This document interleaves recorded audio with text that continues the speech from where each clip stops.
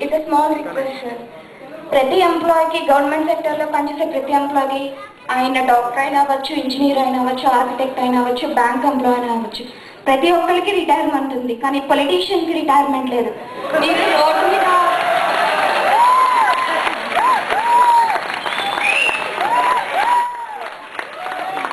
ఇండియాలో రోడ్డు మీద ఎక్కడ చూసినా యూత్ కనిపిస్తున్నారు అన్నారు. కానీ కనిపించేది రోడ్డు మీద కాదు సార్, అసెంబ్లీలో కనిపించాలి సార్. మీరు మీ యూత్కి స్కోప్ ఇవ్వండి సార్.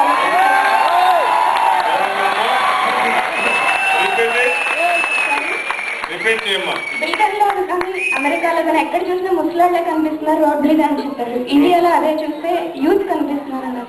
వాళ్ళు కనిపించాల్సింది రోడ్ మీద కాదు సార్, అసెంబ్లీలో కనిపించాలి.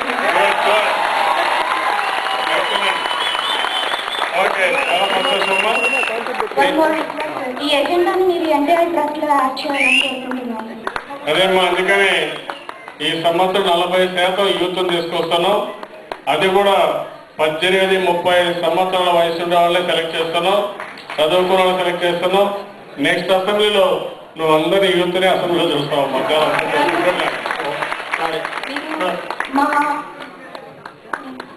మా అంకుల్ ఒక ఆయన ఇరిగేషన్ డిపార్ట్మెంట్లో మీరు పవర్లో ఉన్నప్పుడు వర్క్ చేసేవాళ్ళు సార్.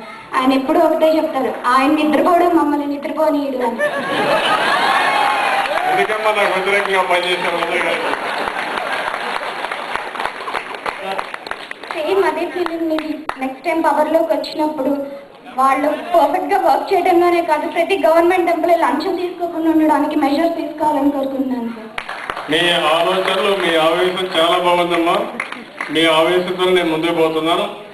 ఏ సమస్యలు వచ్చినా, ఎన్ని సమస్యలు వచ్చినా మీరు చెప్పిన ఆలోచన ప్రకారం తప్పకుండా పనిచేస్తాను.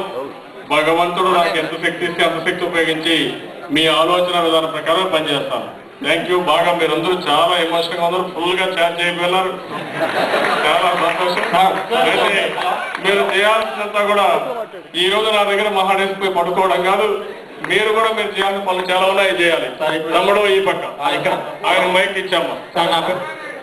ఫ్లవర్స్ నాకు కాదమ్మా, ఆయన రఘురామ గారికి. Hello hello sir. చెప్పారు. నా పేరు సునీల్ సార్. మేము స్కాట్లాండ్ ఎడిన్బరా నుంచి వచ్చాం. నీకు ఇస్తాను. 650 కిలోమీటర్స్ ట్రావెల్ చేసి ఒంగోలు మాది. గట్టిగా మాట్లాడు. ఒంగోలు మాది ఏపీలో. నాకు వచ్చిన 2 years బ్యాక్ మాకు ఇక్కడ మెట్రో పేపర్ ఫ్రీగా వస్తుంది సార్ ఒకటి. దానిలో ఒక ఆర్టికల్ వచ్చింది మిడిల్ పేజ్లో.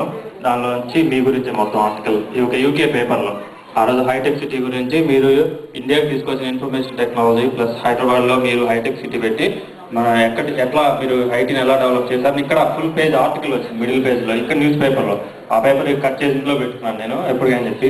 సో అలాంటి గుర్తింపు తెచ్చిన మీరు 2009 ఎలక్షన్లో మీరు చీఫ్ మినిస్టర్ అవ్వబోతున్నారు. అవగానే మీరు అలా గుర్తుండిపోయే సంఘటన నెక్స్ట్ పేదవాళ్ళకి హెల్ప్ చేసేది అలాంటి పెద్దది మీరు చేయబోయే మొట్టమొదటి కార్యక్రమం ఏంటి?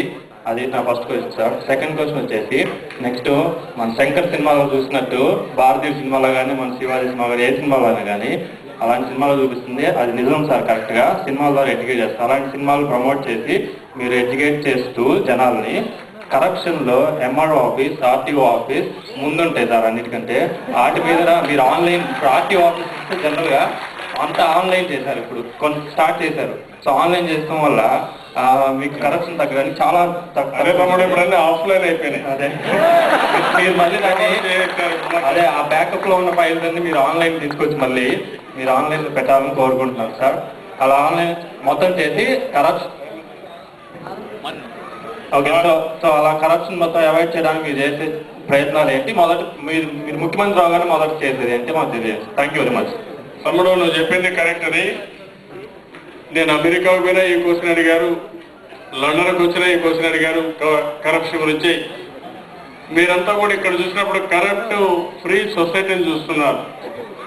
మీరు ఇలాంటి సొసైటీ ఆంధ్రప్రదేశ్లో ఉండాలని, ఇలాంటి సిస్టమ్సే పనిచేయాలని, ఆటోమేటిక్గా పనులు కావాలని మీరు కోరుకుంటున్నారు. మనకు కూడా సమస్యలు ఏంటంటే ఆ ప్రాసెస్లో పోతున్నాం, కానీ మన దగ్గర రాజకీయ నాయకుల వల్ల కొన్ని సమస్యలు వస్తున్నాయి, కొన్ని రాజీ పడుతున్నారు, పెద్ద ఎత్తున అవినీతి పాల్గొనడం, ఇలాంటి సమస్యలు చాలా ఉన్నాయి. డెమోక్రసీ ఇలాంటివి వచ్చినప్పుడు దాన్ని ఏ విధంగా మనం ప్రతిఘటించాల్సిన అవసరం ఉంది. మీరు చెప్పిన దాంట్లో పూర్తిగా ఏకీభవిస్తూ ఈరోజు టెక్నాలజీ వచ్చిన తర్వాత మనం అనుకున్న స్పీడ్లో కానీ చేస్తుంటే ఆ రోజు నేనైతే అమెరికన్ గవర్నమెంట్ బాగా అప్పుడు ఇన్నుంటారు. మీరు బిల్ క్లింటన్ వచ్చాడు, ఈ సేవా సెంటర్ చూపించాం. నేను ఆ రోజు ఆయనకు డ్రైవింగ్ లైసెన్స్ ఇచ్చి 2 నిమిషాల్లో డ్రైవింగ్ లైసెన్స్ ఇచ్చాం, డెమాన్స్ట్రేషన్ చేశాం. ఆయన అమెరికాకు పోయి వాళ్ళ గవర్నర్ చెప్పాడు, మీరేదో పెద్దగా టెక్నాలజీ అంటున్నారు, హైదరాబాద్కి వెళ్ళండి, టెక్నాలజీ గవర్నమెంట్ లో ఏ విధంగా ఉపయోగిస్తున్నారో చూసి నేర్చుకోమని వాళ్ళ గవర్నర్ చెప్పే పరిస్థితి ఆ రోజు. అవన్నీ కానీ లాజికల్ గా తీసుకుపోయింది. ఇప్పటికే చాలా ఫలితాలు రావాల్సింది. ఉదాహరణ కూడా చెప్తున్నాను, నేను ల్యాండ్ రిజిస్ట్రేషన్ మొత్తం ఎన్కంబరెన్స్ సర్టిఫికెట్ అంత వరకు 1 వారం పట్టేది, అన్ని కంప్యూటరైజ్ చేశాం. 2 నిమిషాలు 5 నిమిషాలు ఇచ్చే పరిస్థితి వచ్చింది. రిజిస్ట్రేషన్స్ అన్ని ఫస్ట్ కమ్ ఫస్ట్ సర్వ్ కింద మొత్తం రిజిస్ట్రేషన్ చేయమని కరప్షన్ కంట్రోల్ చేశాం. డాక్యుమెంట్స్ కూడా ప్రియారిటీ ప్రకారం ఇచ్చేయమన్నాం. ఇటీవల ఈ గవర్నమెంట్ వచ్చిన తర్వాత ఒక ఊర్లో ఇల్లీగల్ ల్యాండ్స్ ఉంటే రిజిస్ట్రేషన్ చేసిన రిజిస్ట్రేషన్ డాక్యుమెంట్ తీసుకొని మొత్తం పేపర్లో బయట పెట్టాం. నెక్స్ట్ డే ఆన్లైన్ ఆఫ్లైన్ అయిపోయింది, మొత్తం తీసేసే పరిస్థితికి వచ్చారు. అంటే ఎట్లుందంటే ఇవన్నీ చాలా దారుణంగా ఏదైతే ట్రాన్స్పరెన్సీ ఉండాలో, ఎక్కడ ప్రజలకు జవాబుదారితనం ఉండాలో అలాంటి లేకుండా పోయే పరిస్థితి వచ్చింది. అల్టిమేట్ గా టెక్నాలజీ ద్వారా చాలా వరకు ఇవన్నీ కంట్రోల్ చేయొచ్చు.